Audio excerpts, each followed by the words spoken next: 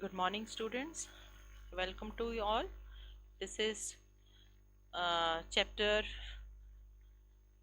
Tertiary and Quaternary Activities, Part 1, Class 12th, Geography.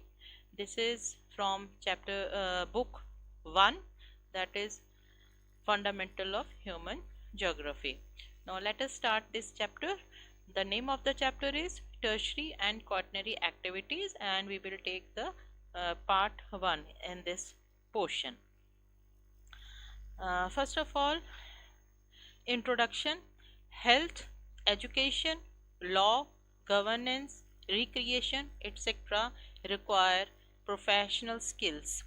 These services require other theoretical knowledge and practical training. Tertiary activities are related to the service sector.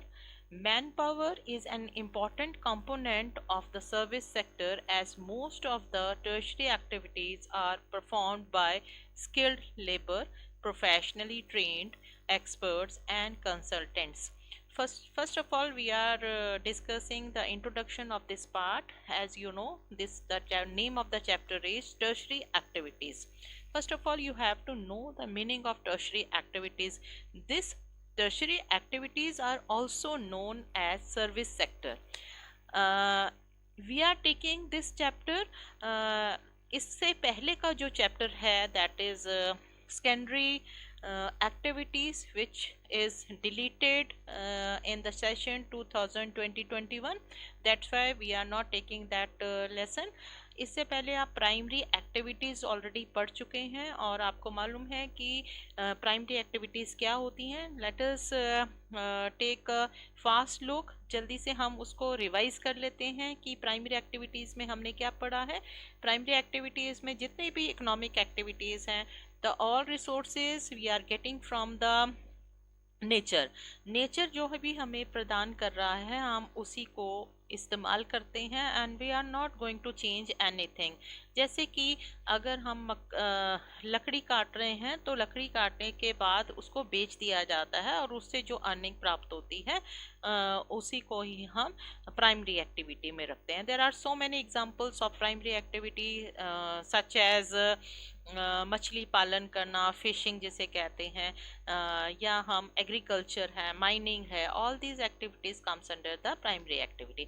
When we are making more useful, यानी कि example हमने coat किया था कि agriculture में like हम wheat cultivation करते हैं, तो वीट को हम ऐसे ही कंज्यूम नहीं कर सकते, जबकि हम उसको कन्वर्ट करेंगे किसमें, आटे में, फ्लोर में उसको पिसाएंगे, फिर उसके बाद चपाती बनाएंगे, रोटी बनाएंगे, या बन बनाएंगे, या बिस्किट्स बनाएंगे, फिर ही उसको हम इजीली कंज्यूम कर सकते हैं. तो it means we are involve some skills. उसमें हम अपने प्रोफेशन के कुछ स्किल्स डाल देंगे. दैट इट मीन्स कि रॉ मटेरियल को हम सेकेंडरी फॉर्म में ले आएंगे, and those activities are comes under the secondary activities. यानी कि हम उसको और वैल्यूएबल बना लेंगे विद आवर स्किल्स. अब यहाँ पर जो चैप्टर है वी आर देखिए, आपको मालूम है कि सेकेंडरी एक्टिविटीज़ हमारी इस समय नहीं है हमारे सिलेबस में, तो इसीलिए we jump to the tertiary activities. Tertiary activities को हम सर्विस सेक्टर्स भी कहेंगे. And so many times the question arise कि why tertiary activities are most important activities as compare to primary and secondary. तो ये भी कई बार सीबीएसई में या आपके बोर्ड के एग्जाम्स में क्वेश्चन अराइज होता है या आता है फ्रिक्वेंटली कि टर्शरी एक्टिविटीज़ की इंपॉर्टेंस बताइए. तो ये सारी इंट्रोडक्शन जो दे रखी है, यहाँ से आप इसकी इंपॉर्टेंस जो है जान सकते हैं. सर्विसेज जो हैं वो प्राइमरी एक्टिविटी या आपकी सेकेंडरी एक्टिविटीज़ तब तक ही पूरी नहीं होंगी जब तक कि उनको सर्विसेज प्रोवाइड नहीं करेंगे. टर्शरी एक्टिविटीज़ जो हैं वो देना बहुत ज़रूरी है. For example transport is also comes under the tertiary activities.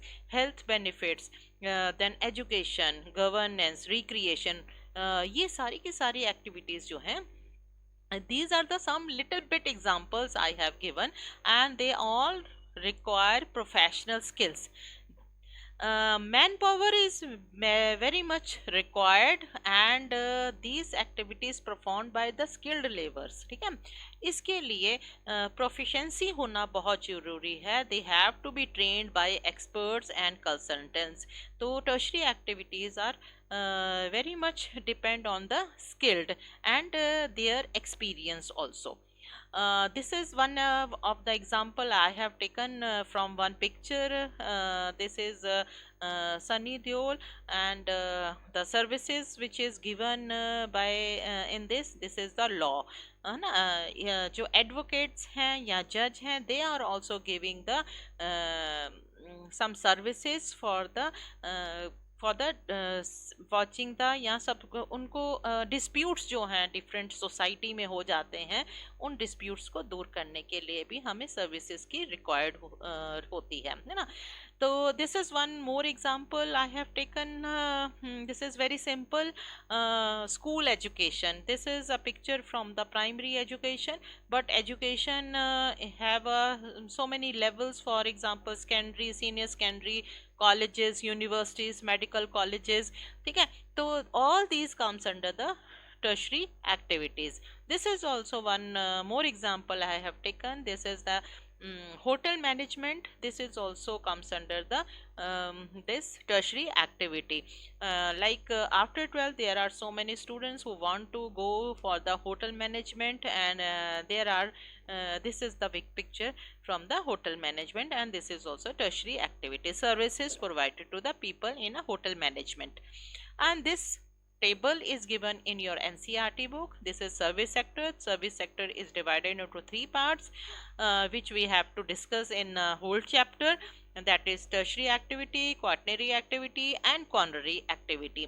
Tertiary activities again divided into four parts, that is trade and commerce, transport, communication, services, and again they are divided into many parts. This is the summary of the chapter.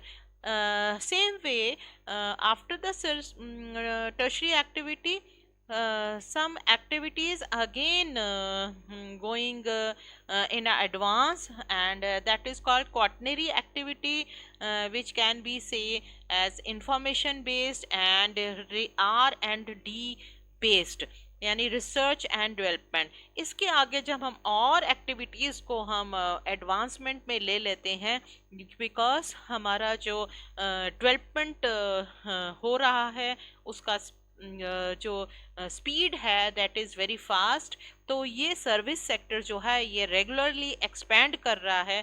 तो next service sector में quaternary activities में आ जाएगा आपका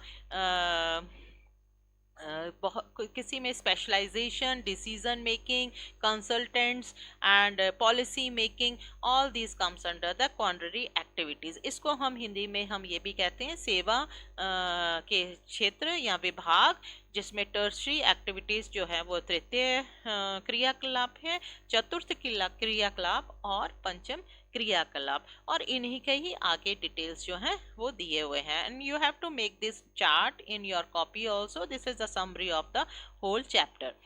now come to the relation between tertiary sector and economic development. As I have told you earlier कि ये question आता है CBSE में, why tertiary sector is most important in a economic periphery. In the initial stages, the economic development larger proportion of people worked in the primary sector.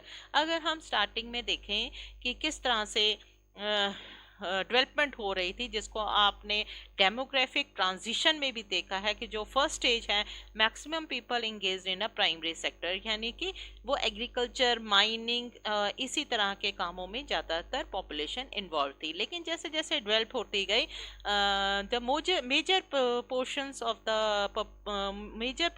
Of the people engage in secondary and tertiary. आज के समय में अगर हम develop countries में देखेंगे तो majority of workers they get employment in tertiary activities and in secondary very little bit employed in secondary activities, whereas in countries which are in a developed stage या developing stage में है, तो वहाँ पर अगर हम देखें तो most of the जो एम्प्लॉयज़ हैं या आपके लार्ज नंबर ऑफ पीपल हैं, प्रोपोर्शन ऑफ द पीपल हैं, they are engaged in a primary and secondary activity. Tertiary activities therefore involve the commercial output of services rather than the production. आप इसको ये भी कह सकते हैं कि tertiary activities में किसी तरह की कोई प्रोडक्शन नहीं हो रहा है, they are not giving you a goods, कोई सामान नहीं यहाँ पर बनाया जा रहा है, बट उन सामान को बनाने में या प्राइमरी एक्टिविटीज़ को परफॉर्म करने में या सेकेंडरी एक्टिविटीज़ को परफॉर्म करने में जो tertiary activities हैं, they are very very helpful.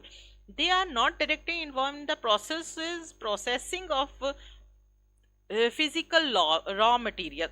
यानी कि जो tertiary activities हैं वो directly involved नहीं है in a production, लेकिन फिर भी indirectly they are very helpful. For example trained workers जो हैं वो टर्शरी एक्टिविटीज़ के थ्रू ही ट्रेंड होते हैं, by the education, by the training और वोकेशनल कोर्सेज, और by the transportation the goods are transporting from one area to another. Banking facilities are also required for the secondary and primary activities. So all these activities are directly or indirectly related with the tertiary activities. Common examples, there are so many people around us which comes under the services. For example, plumber, electricians, technicians, laundry, barber जिसे हम नाई कहते हैं, shopkeepers, driver, cashier, teachers, doctors, lawyer and publishers. तो इनका जो skill जो है वो जैसे जैसे बढ़ती जाएगी, but they are providing the different like services to the people. All these services may be in a very small scale, or in it can be a very specialized way also. This is one picture, one electrician picture. This is the electrician. You can imagine it कि ये हमारे जो है tertiary activities में है. One more picture I have taken. This is the plumber who's making a drainage system properly in your house or in a vidyalayas, etc. The main difference between secondary activities and tertiary activities is that the expertise provided by services relies more heavily on specialized skills, experience, knowledge of the workers rather than on the production technique, machinery, factory process. यहाँ पर एक सबसे basic जो difference है, main difference जो है, secondary activities में जो प्रोडक्शन का टेक्निक है और मशीनों से काम करना और उसको फैक्ट्री में काम करना, वो अलग तरह का है. Whereas in tertiary activities they need specialize skills, experience, knowledge, उसके साथ साथ वो उतने ही परफेक्ट होते जाते हैं अपने काम में. फॉर एग्जांपल प्लम्बर जो है, वो नया प्लम्बर जो है उसको ज़्यादा चीज़ों का नहीं पता होगा, लेकिन जैसे जैसे वो एक्सपर्टाइज होता जाएगा वो मिनट में ही आपके घर की में क्या समस्या है उसको जान जाएगा और वो आपकी प्लम्बिंग को जल्दी से ठीक कर लेगा. इसी तरह से डॉक्टर्स जो हैं जैसे जैसे एक्सपीरियंस्ड होते जाते हैं वैसे वैसे उनकी नॉलेज बढ़ती जाती है and they specialized in their skills. Now come to the next topic in this tertiary activities. This is the one major example, that is trade and commerce. ठीक है, ट्रेड एंड कॉमर्स यानी कि व्यापार और वाणिज्य, ये एक हमारी मेन टर्शरी एक्टिविटी है. Now the question arise what is trade.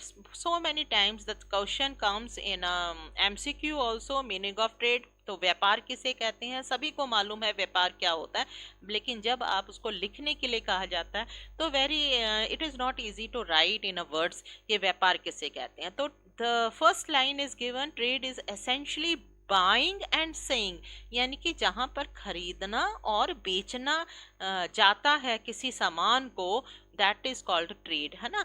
तो buying and selling of items produce elsewhere, that is a trade. All the services in retail and wholesale trading, ये सारी की सारी सर्विसेज जो हैं buying and trade in trade and commerce comes under the retail shops and wholesale marketing. Retail shops और wholesale market का meaning क्या है, ये हम नेक्स्ट टॉपिक में हम इसको डिटेल में पढ़ेंगे। अभी मैं इतना ही बता सकती हूँ आपको कि रिटेल का मतलब है कि जहाँ से कंज्यूमर्स जो हैं डायरेक्टली इन्वॉल्व होते हैं, directly they can by the things. And wholesale market जो है वहाँ पर काफ़ी ज़्यादा सामान इकट्ठा जो है वो मर्चेंट्स जो हैं, दुकानदार, शॉपकीपर्स वहाँ से सामान खरीदते हैं। लेकिन रिटेल शॉप से जो कंज्यूमर हैं वो सामान खरीदते हैं। इसको हिंदी में रिटेल को हम कहेंगे खुदरा और होलसेल को हम कहेंगे थोक का व्यापार। ठीक है। All this work takes place in towns and cities. जहाँ पर भी ये खरीद फरोख्त का काम होता है, बाइंग एंड सेलिंग का काम होता है, उनको हम मार्केट कहते हैं, या हम अदर वर्ड्स में that is a trading centre, यानी कि विपणन के केंद्र। हिंदी में भी बार बार मैं आपको बता रही हूँ, विपणन के केंद्र यानी कि ट्रेडिंग सेंटर, बाजार जो है वो मार्केट जो है ना। लेकिन यहाँ पर we have to mention the word trading centre या विपणन के केंद्र। ट्रेडिंग सेंटर में be divided into two parts. दो तरह के ट्रेडिंग सेंटर हो सकते हैं, गांव में अलग तरह के हैं और जो शहर हैं, सिटीज़ हैं, मेट्रोपॉलिटन सिटीज़ हैं, वहाँ पर अलग तरह के हैं, है ना। तो हम इसको broadly trading centres can be divided into rural and urban marketing centre. Now we will take one by one. Rural marketing centre, ठीक है। Rural marketing centres cater to nearby settlements. These are quasi-urban centers. These form local collecting and distributing centers. Most of these have mandis, wholesale market, and also retailing areas. They are not urban centers but are significant center for making available goods and services which are most frequently demanded by the rural folk. अब जो rural market है वो mostly कहाँ पर establish होएगी, near by the settlements. छोटे छोटे जो गांव हैं, गांव की जो सेटलमेंट्स हैं उनके पास में ही, या may be near the urban centres, not in a urban areas. Specifically urban area के अंदर नहीं, बाहर सराउंडिंग्स में हो सकती हैं। और normally they are collecting and distributing centres. ये जो सेंटर्स होते हैं इनको हम मंडी भी कहते हैं। मंडी जैसे अनाज मंडी है, या वेजिटेबल मंडीज हैं, या कैटल मंडीज हैं, कई तरह की मंडीज जो है रिक्वायर्ड होती हैं near about the rural areas. उन रूरल एरियाज में गाँव को जो चीज़ों की ज़रूरत है, यानी कि गाँव से बहुत सारी सब्जी जो है ये सब्जी मंडियों में भेज दी जाती है, और वहीं से ही अर्बन एरियाज के जो मर्चेंट्स हैं वहाँ से आते हैं और अर्बन एरिया के लिए सब्जियां खरीद कर ले जाते हैं। तो ये मंडीज, ये जो मंडीज होती हैं दे आर होलसेल मार्केट, जो कि रिटेल एरियाज को फुलफिल करती हैं। यानी कि this centre is also called collecting and distributing centre, इसीलिए उसको mandi is a local word in India. They are not urban centres, as I have told you कि ये अर्बन सेंटर्स नहीं होते हैं, ये near about the urban centres होंगे और डिमांड के ऊपर डिपेंड करेंगे कि किस तरह की चीज़ें और सर्विसेज जो हैं लोकल एरियाज को रिक्वायर्ड है, उस तरह की services they are providing. These are some pictures I have given. This is vegetable mandi.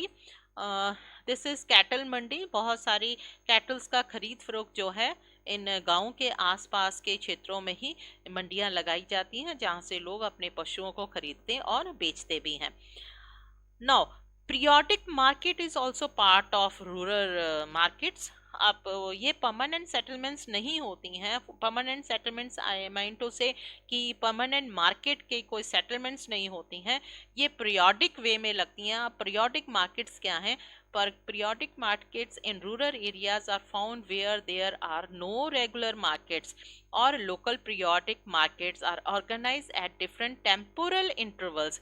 यानी कि यहाँ पर periodic, एक specific periodic way में ये मार्केट लगती हैं। For example every week market हो सकती है, एवरी 15 डेज के बाद हो सकती है। इट कैन बी वीकली और बाई वीकली मार्केट्स, ठीक है। तो सराउंडिंग जो लोगों को मालूम होता है कि उनके सराउंडिंग में, घर के पास, उनके गांव के पास कौन से डे को, मान लीजिए कि Wednesday, every Wednesday there is a market, तो ये आसपास के गांव के लोगों को मालूम होगा कि एवरी वेनेसडे जो है वहां पर हमारे घर के पास ही, हमारे गांव के पास ही एक पीरियोडिक मार्केट लगेगी and they can by the things which they required. These markets are held on specified dates and move from one place to another. ऐसा नहीं है कि वो मर्चेंट जो है वो खाली हो जाते हैं कि सिर्फ वीक में एक ही दिन उन्होंने अपनी मार्केट लगाई और बाकी के समय में वो फ्री हो गए. ऐसा नहीं होता है. They are busy in another area, so they are busy, remain busy in the all days of the month, or you can say in a week also. The shopkeepers thus remain busy on all the days while a large area to serve, क्योंकि उन्हें अलग अलग जगहों पर जाकर सर्व करना पड़ता है. सिर्फ यही इसमें फ़र्क है कि जो अर्बन एरियाज होते हैं वहाँ पर मार्केट जो होती हैं वो स्थायी होती हैं, सेटल्ड होती हैं, स्पेसिफिक एरियाज में ही बनी होती हैं, वो चेंज नहीं होती हैं. जबकि ये पीरियोडिक मार्केट जो हैं अगर आज यहाँ पर हैं तो कल किसी और दूसरी जगह पर ये लगेंगी. और इनको वीकली मार्केट और बाई वीकली मार्केट भी कहा जा सकते हैं, पीरियोडिक वे में लगती हैं. Now next is urban market को अब हम देख लेते हैं क्या स्पेसिफिकेशंस हैं इसकी. Urban marketing sectors have more widely specialized urban. अब अर्बन मार्केट्स में हमें बहुत सारी चीज़ें स्पेशलाइज्ड मिल जाती हैं, स्पेसिफिक मिल जाती हैं.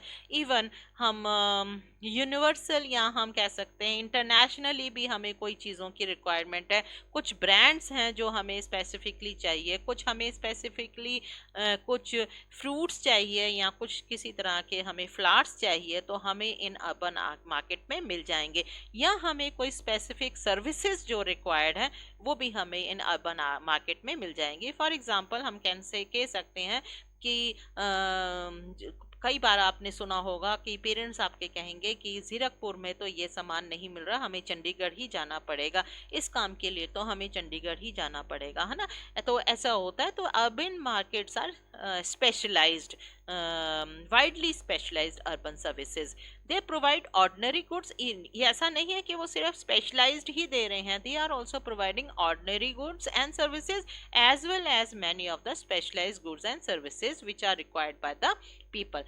Urban centers therefore offer manufacturing goods as well as many specialized market develop markets for labor, housing, semi finished products also. तो अर्बन सेंटर्स जो हैं वो सिर्फ आपको सर्विसेज ही नहीं प्रोवाइड कर रहे हैं, सिंपल गुड्स भी दे रहे हैं and they are also providing the labour also. उनके लिए घर, उनके सेमी फर्निश्ड सामान जो है, रॉ मटेरियल जो है अदर फैक्ट्रीज को अगर रिक्वायर्ड है तो वो भी अर्बन एरियाज में मिल जाता है. This is one picture. आप गाँव अपने शहरों में नॉर्मली इस तरह के जनरल स्टोर्स देख सकते हैं जहाँ पर लोग जाते हैं और अपने घर का सामान खरीद कर लाते हैं. तो अर्बन सेंटर्स में इस तरह की शॉप्स जो हैं this is very common.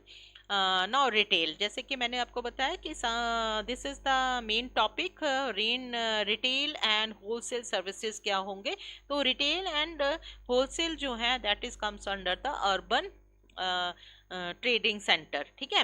Mandis that is comes under the rural trading centre. और क्वेश्चन जो यहाँ पर बनता है वो differentiate between rural and urban trading centres का क्वेश्चन, डिटेल क्वेश्चन बनता है. समटाइम्स इसको इंडिविजुअली भी पूछ लेते हैं कि रिटेल एंड होलसेल में क्या डिफरेंस है. Now come to the retail trading services. This is the business activity. यहाँ पर directly they are concern directly with the consumer. Consumer कौन है? जो कि हम लोग जो सामान खरीदने जा रहे हैं. आप दौड़कर अपने घर के पास की दुकान पर सामान खरीदने जाते हैं तो वो क्या है, वो रिटेलर है, वो रिटेल शॉप है. Most of the retail trading take place in a fixed establishment. बहुत सारे ऐसी दुकानें होती हैं जो कि इनकी फिक्स होती हैं, परमानेंट स्टोर होते हैं और वहीं से ही वो काम कर रहे हैं और वहीं पर ही अपना सामान बेच रहे हैं. लेकिन साथ के साथ जो आपके हॉकर्स आते हैं, आपके घर के आसपास जो रेडी वाला आ रहा है, हॉकर आ रहा है, सब्जी बेचने वाला है, वो भी रिटेल शॉप्स के अंतर्गत ही गिना जाएगा. These are the examples: street peddling, hand carts, trucks, door to door services, mail orders, telephone, automatic vending machines, internet, all these comes under the retail services. तो ये retail services के अंतर्गत आ जाएंगे. These are the some examples you can quote. This is one example. Departmental stores क्या होते हैं? Departmental stores जो हैं वो क्या हैं, जहाँ से हम बहुत सारी कमोडिटीज़ जो हैं वो एक ही छत के नीचे से हम खरीद सकते हैं. There are some simple different sections are there. Vegetables का अलग सेक्शन होगा, मसालों का अलग होगा, फ्रोज़न फ्रूट्स का अलग होगा. जैसे कि फॉर एग्जांपल आपके बेस्ट प्राइस या मेट्रो आप लोग जाते हैं तो वहाँ पर आप देखते होंगे कि वहाँ पर बर्तनों का अलग सेक्शन है, और लाइक जूसेस जो हैं उनका अलग सेक्शन है. तो ये सारे के सारे डिपार्टमेंटल स्टोर्स में आपको नज़र आएगा. But we you have to purchase all the thing under the one roof. Chain stores, ये बहुत बार क्वेश्चन आता है, what do you mean by chain stores? Chain stores जो हैं वो एक स्पेसिफिक ब्रांड के अंडर जो है स्टोर्स बने होते हैं, एंड वो स्टोर्स जो हैं वो अलग अलग शहरों में उसी नेम के साथ जो है काम कर रहे हैं. ये चेन स्टोर्स जो हैं ये डायरेक्टली कहाँ से लेते हैं? मैन्युफैक्चरर से, यानी कि सीधा ही फैक्ट्री ओनर से सामान उठाते हैं, और उनके जो एम्प्लॉयज़ होते हैं they are very highly skilled and specialized, because they have to do many work to execute the work. सामान लेके आना है, उसको डिस्प्ले करना है. There are so many workers are involve in a one chain store, and they are very specialized, so that they do some experiments in their stores, and they are very much result oriented also. So this is one example I have taken. This is a picture of Best Price, and Big Bazaar is also comes under the chain store. Now wholesale trading services, wholesale trading services भी वही हैं जहाँ पर bulk में सामान जो है वो ले लिया जाता है without intermediate. Wholesale trading constitutes bulk business. यहाँ पर क्या करते हैं? बल्क बिजनेस होता है और वहाँ से वो सामान काफ़ी मात्रा में ले आते हैं, और रिटेल जो रिटेल स्टोर्स हैं उनको ये सामान को प्रोवाइड करते हैं. फॉर एग्जाम्पल एक सिंपल सी मैं एग्जाम्पल दे सकती हूँ आपको कि आप कैसे इसको डिफ्रेंशिएट करेंगे. अगर आपको एक ब्रश चाहिए, आपको टूथ ब्रश चाहिए, तो आप रिटेल शॉप से एक ब्रश, दो ब्रश भी खरीद सकते हैं. लेकिन अगर आप होलसेल मार्केट में, या आप मेट्रो में जाते हैं, या बिग बाज़ार जाते हैं, या आप बेस्ट प्राइस जाते हैं, तो आपको पूरा का पूरा 12 का जो डब्बा है वो इकट्ठा मिलेगा. आपको एक ब्रश का पेस्ट जो है वो नहीं मिलता है. तो ये एक तरह से एक डिफरेंशिएट कर सकते हैं कि होलसेल मार्केट में आपको बल्क में सामान जो है you have to buy. Some large stores, for example जो अभी हमने बात करी थी चेन स्टोर्स की, जिसमें हम बेस्ट प्राइस या बिग बाज़ार की बात करते हैं, ये स्टोर्स जो हैं ये भी डायरेक्टली कहाँ से सामान खरीद लेते हैं? मैन्युफैक्चरर से सामान खरीद लेते हैं. And they also provide supply the goods to retail stores also. Now next topic जो है आपका ट्रांसपोर्ट एंड कम्युनिकेशन सर्विसेज. अब ट्रांसपोर्ट, ये आपका पहले हमने जो फर्स्ट टॉपिक था वो क्या था? ट्रेड एंड कॉमर्स था. अब जो नेक्स्ट सर्विसेज, टर्शरी सर्विसेज को हम ले रहे हैं वो है transport and communication services. Transport is a service or facility by which persons manufacture goods and property are physically carried from one location to another. यानी कि ट्रांसपोर्टेशन क्या कर रहा है कि ऐसी सर्विसेज प्रोवाइड कर रहा है जिसमें लोग तो एक जगह से दूसरी जगह जा ही रहे हैं, उसके साथ साथ गुड्स को भी ट्रांसपोर्ट करते हैं physically from one location to another.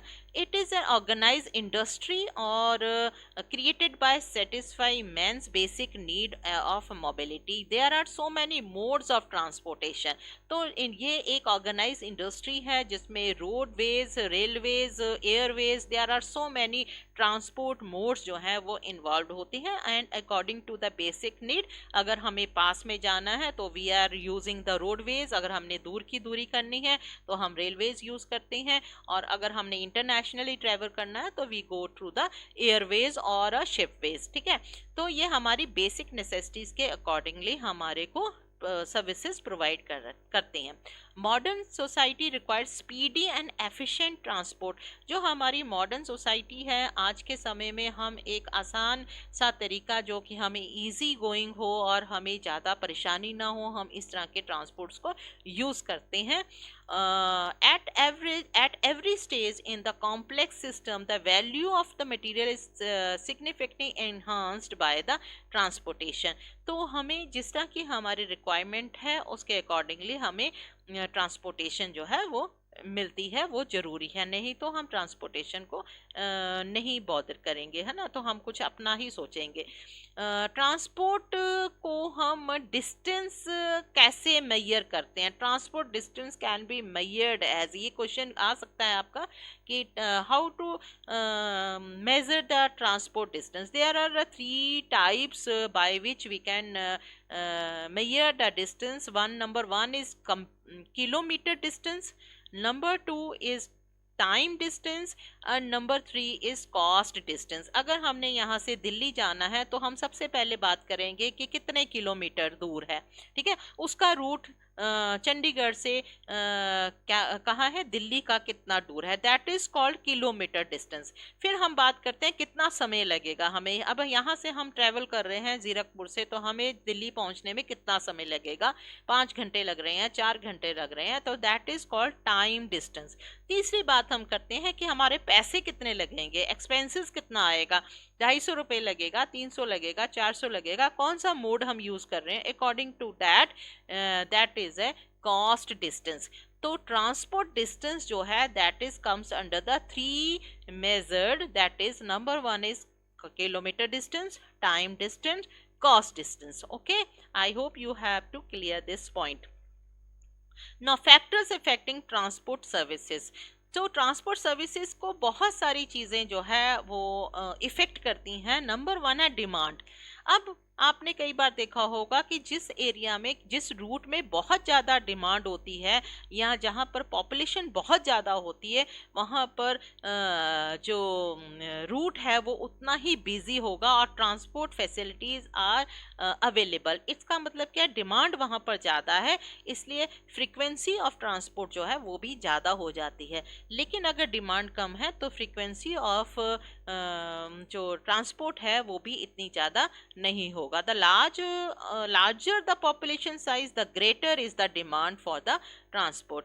Again we can say another important factor is route depends upon। अब ये रूट कौन सा है, हो सकता है वो रूट जो है वो बहुत ही ख़राब है, वहाँ पर सड़कें प्रॉपर नहीं हैं, या आप कह सकते हैं हिली एरिया है, या मैशी एरिया है, या फॉरेस्ट एरिया में से जा रहा है, या बहुत किसी सिटी से क्रॉस कर रहा है। तो डिपेंड करता है कि रूट कैसा है, location of city, town, village, industrial centre, raw material pattern of the trade between them, nature of landscape किस तरह का है, टाइप ऑफ क्लाइमेट कैसा है, फंड्स अवेलेबल हैं वहाँ पर, ऑब्स्टेकल्स तो नहीं है, नदियाँ तो नहीं बहुत सारी आ रही हैं, बहुत सारे क्या कहते हैं माउंटेन्स तो नहीं क्रॉस करनी है, डिस्टेंस कितना है, लेंथ ऑफ द रूट कितना है, ये सब चीज़ें भी जो ट्रांसपोर्ट सर्विसेज जो प्रोवाइडर्स होते हैं वो देखते हैं कि किस तरह का ट्रांसपोर्ट है।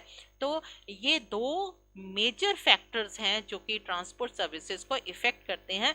Number 1 is demand and another is routes, depends on कौन सा रूट जो है वो हम डिमांडिंग में है, कौन सा रूट है, ठीक है। नाउ नेक्स्ट सर्विस जो आ गया आपका वो है communication services.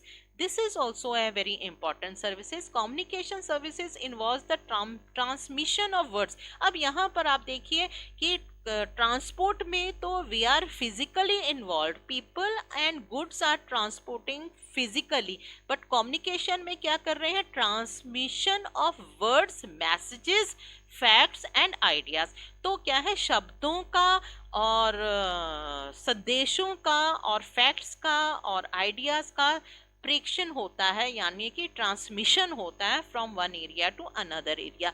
Here we need some means of communication, methods of communications are required.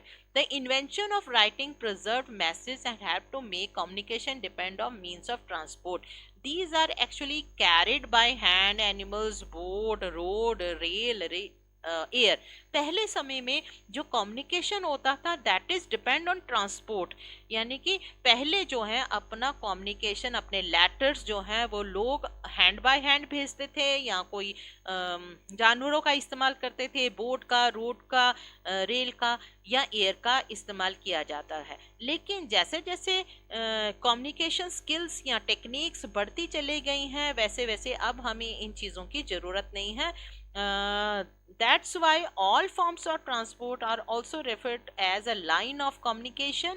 Now there are some other methods by which we can communicate the our messages, facts and ideas and words to another area. Certain developments such as mobile telephone, satellites have made communication independent of transport. अब इस ये कैसे possible हो सका? Because of the mobile inventions of mobile, satellites, communication systems, ये सब चीज़ें जो हैं हमको, हमारे लिए कम्युनिकेशंस को और ज़्यादा बढ़ावा दिया है. All the forms are not fully disassociated because of the cheapness of the older system. ये जो सिस्टम है ये और भी ज़्यादा इफ़ेक्टिव हो गया है, और ओल्ड सिस्टम जो है वो अब इतना काम में नहीं लाया जाता. Thus, very large volume of mail continues to be handled by post offices all over the world. अगर आप आजकल आप देखें तो पोस्ट ऑफिसेज के काम धीरे धीरे कम होते जा रहे हैं. There are so many letter box जो हैं वो आपको नज़र नहीं आते होंगे. जब हम लोग पढ़ते थे तो there are so many letter box, red colour के लेटर बॉक्स जो है हर एक जो कम्युनिटी है, हर एक सोसाइटी है, उसके आसपास लेटर बॉक्स जो है वो बने होते थे और हम नॉर्मली उसमें अपने लेटर्स भेज देते थे.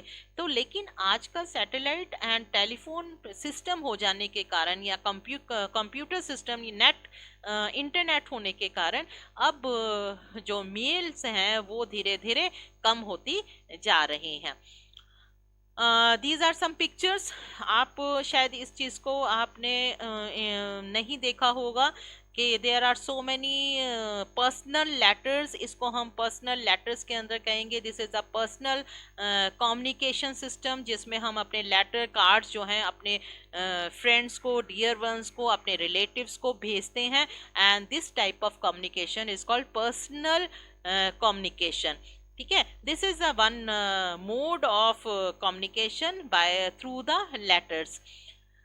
Mass communication. जब मास कम्युनिकेशन का मतलब क्या है कि जब किसी बात को हम बहुत सारे लोगों को पहुंचाना चाह रहे हैं, अपनी बात जो है, तो हम मास कम्युनिकेशन को लेते हैं. एंड मास कम्युनिकेशन जो है उसके अलग अलग मोड्स हैं. फॉर एग्जांपल न्यूज़पेपर्स हैं, मैगजीन्स हैं, या आपके मीडिया हाउस हैं, इंटरनेट है, या पिक्चर्स हैं. ये सब के सब मास कम्युनिकेशन के अंतर्गत आएंगे. Is it clear?